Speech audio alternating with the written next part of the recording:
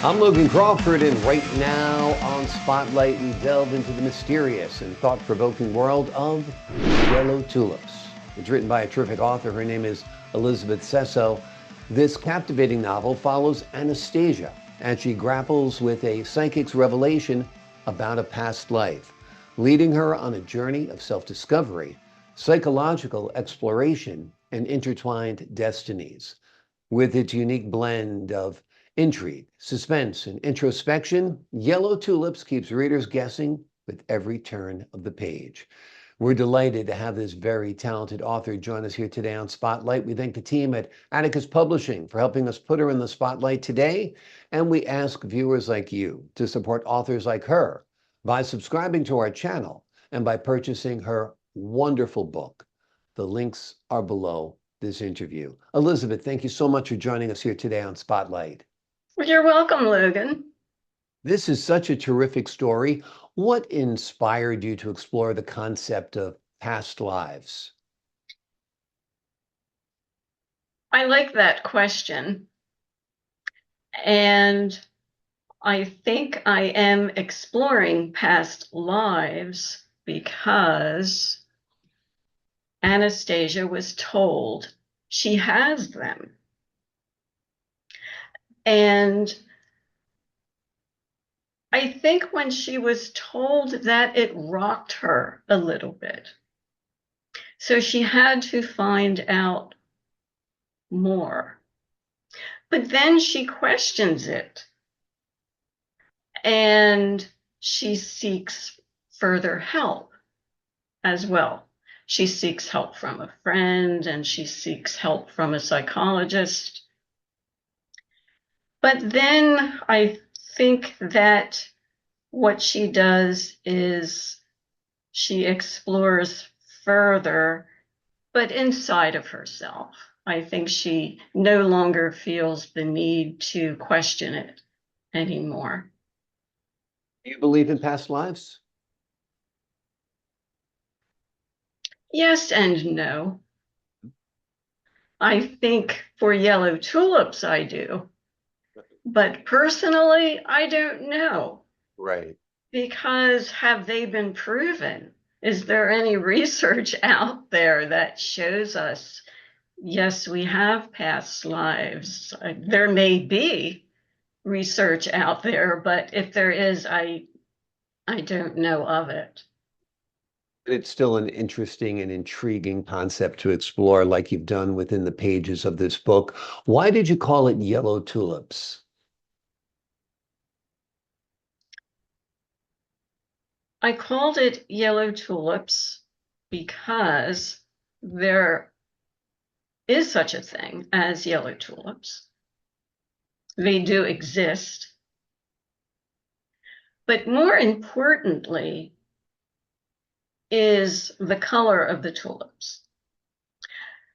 And I do know why I called the tulips yellow. I chose the color yellow because I remember my older brother, who is deceased now. His favorite color was yellow. And that was the reason why I chose the tulips to be yellow. It's a beautiful title and it catches your attention, and that's important too. And you can almost picture those yellow tulips, which is great. Yes. What was the most challenging part of writing a novel that deals with psychological and metaphysical themes?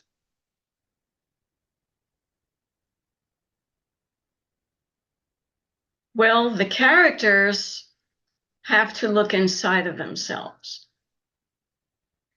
And so does the author.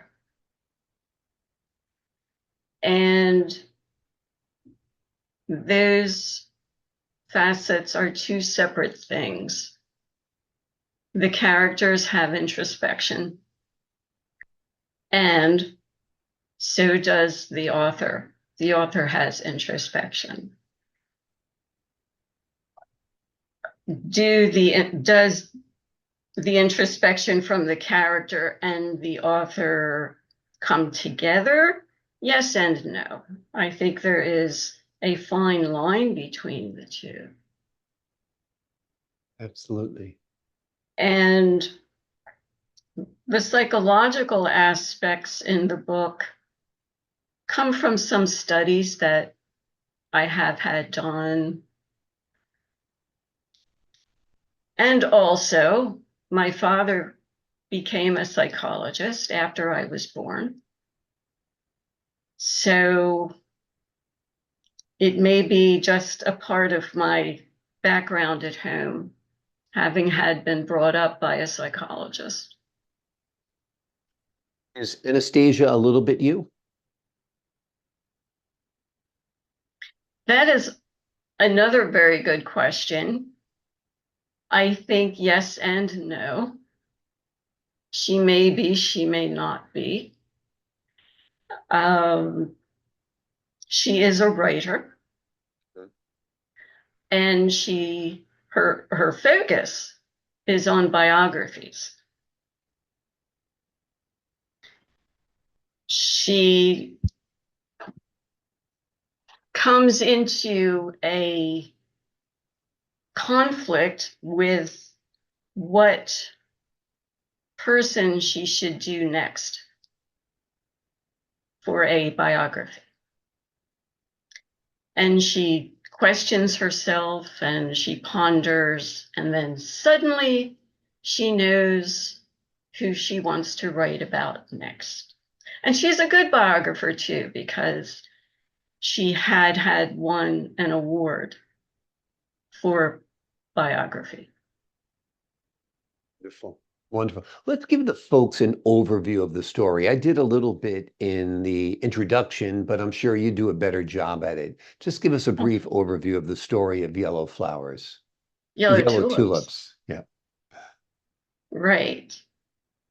So I narrowed it down to Yellow Tulips.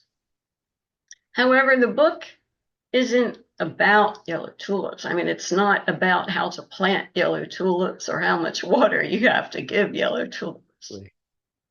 It's mostly about the characters. It's about the characters of whom Anastasia meets and comes across during her search for coming out of this rocket ship that the psychic has put her on, about having had been married before and she had children before. And she's single. She has no family and no children. And neither did she want any children. So she is in that small minority of being single and not having any children. So she calls a friend about what this psychic told her, and the psychic tells her it's just a theme. He says these psychics use themes to grab your attention. Then she goes to a psychologist, and she tells the psychologist that she feels hurt about something. So at first, the psychologist thinks, well, perhaps she has bipolar disorder. Well, that doesn't turn out to be the case. She just has a block when it comes to her writing. And she realizes that, and that may be helpful to her in her finding out her next subject, who her next subject is going to be for her next biography. She meets the psychologists, or she is aware that the psychologist has a daughter. And her awareness of the daughter helps her realize who she wants to write about next.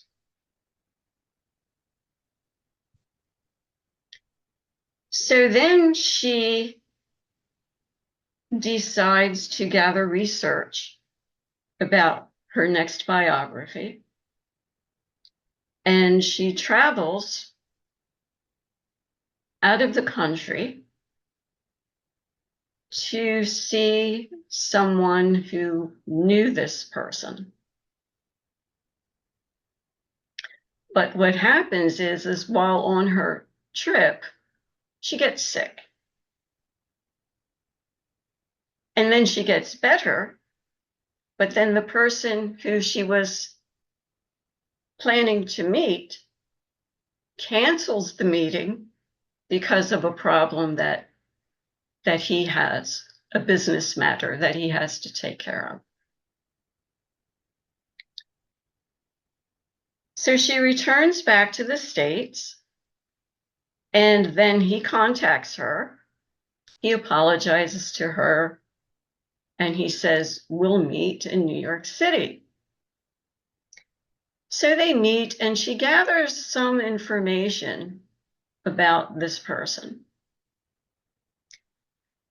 And she knows that this person is no longer living. And that was one of the interesting aspects about her wanting to write about this character. Because his death was very interesting. It made an impact on people at that time. So they meet in New York City, and she does get some information about him from this person. And she finds the information that he tells her to be very interesting. And she also gives him a gift.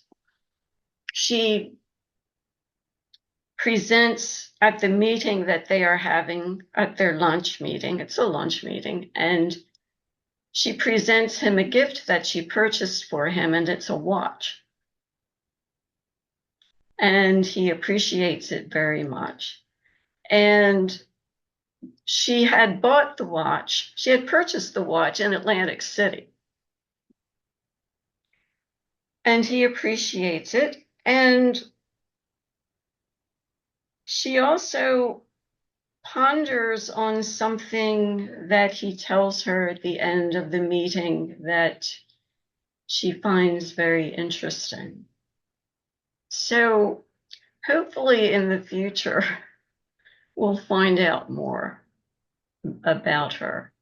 Wonderful. Wonderful. It's a great overview. It's a fascinating story.